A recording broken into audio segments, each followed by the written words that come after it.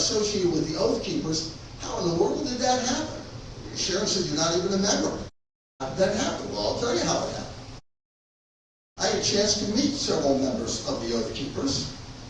Not a nefarious gang, but more like a boys club that also does a lot of work in their local communities at times of floods, hurricanes, and the like. I had met them in relationship to the Million MAGA March, which had happened in November, right after the election of 2020. They had come to Washington, D.C., the city of my birth, to provide physical protection for conservative speakers as they move from place to place in Washington, D.C. We all remember the mostly peaceful protests of that summer of 2020. But I met one lady, particular lady, who had served with a Ranger battalion in the sandbox of the Middle East. Sounds like a hero to me, the kind of person that Sharon and I normally would like to honor. And I told her, I said, if you're ever in this area again, maybe your car is broken down on the Capitol Beltway, maybe you just need a hot meal, give me a call. So I gave her my phone number.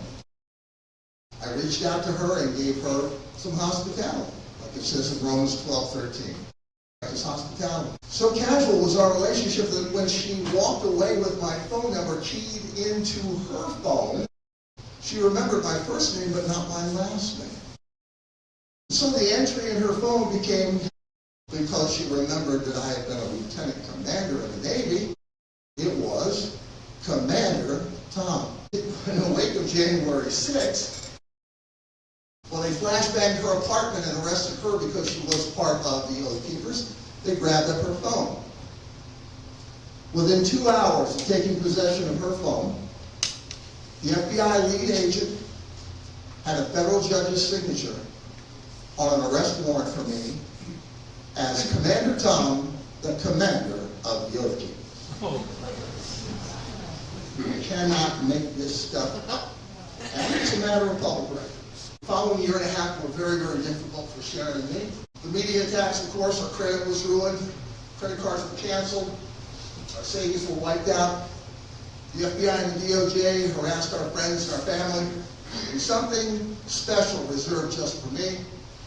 They contacted every single active duty command at which I had served that was still in existence and told them I was a terrorist, to encourage them to encourage their members to have nothing to do with me, and to make sure that they knew that if they did, there would be repercussions, isolation. We fought them. Cost us just about everything we ever saved and ever dreamed about having.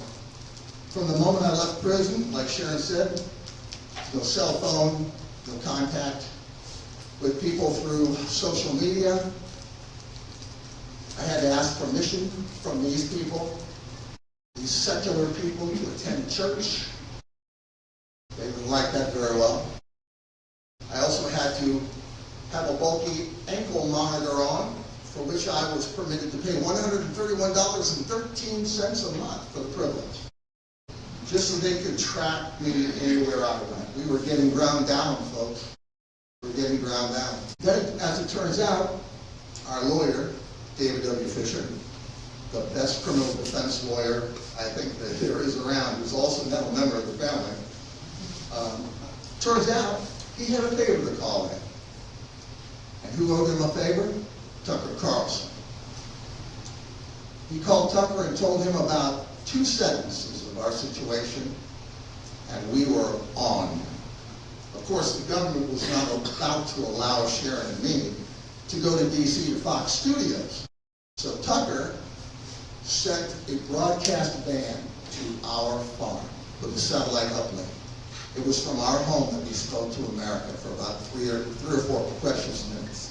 In the wake of that, one of many miracles happened, and that was a legion of good-hearted people from across this country. Thousands of people rose up. And they encouraged us with cards and letters, favorite scriptural verses, gifts as they could, and told us to keep fighting. that America was rich. How could that be? When we were getting pilloried in the media, we were getting blasted by the Department of Justice with so much unbridled power, and they went after us with incredible relish. But those prayers, those relentless prayers, they would carry us throughout all of this. It would. Some of those precious angels are here with us tonight, including Linda, who you heard from a little while ago, Janet Armstrong, right here, and her wonderful husband, Tim. They're here with us right now. They carry us through. The DOJ was too heavily invested in their lives to give up. They had a lot to lose. And the lawyers and the FBI agents, they had a lot of their futures hanging in the balance. They needed some good, strong lines to add to their resumes. When finally we were going to go to trial, Sharon talked about the 10-week trial that we had to deal with. They had dropped all the original charges, and they did what the government always does. They make up new lies. Once those lies are exposed, they come up with new ones. 3 conspiracies, and the 4th one down you may not be able to see. I want to draw your attention to this one. It's called obstruction of an official proceeding. In the legal world, they call it 1512C2. This was particularly ridiculous because this statute was created in the wake of the Enron scandal. It was a financial statute. It had nothing to do with what happened on January 6th. You see, the problem was there is no law against free speech in this country, and there is no law against peaceful protest or assembly. So the Biden Department of Justice, heck, the whole administration, had to invent one.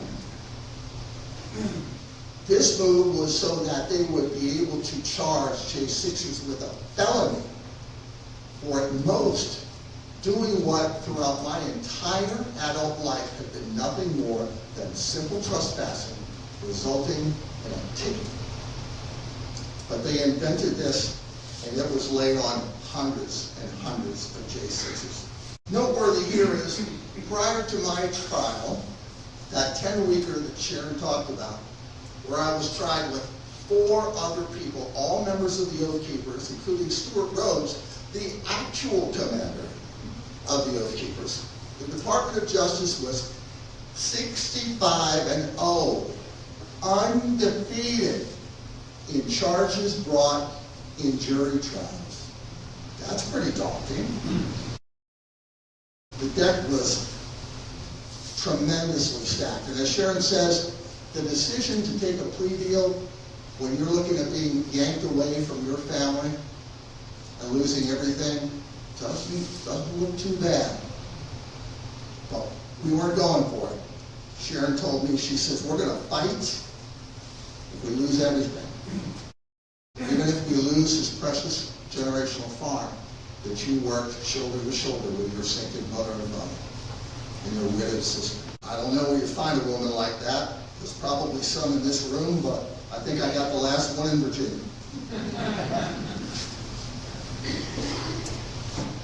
So when trial commenced, the DOJ invented false exhibits, invented AI-generated videos,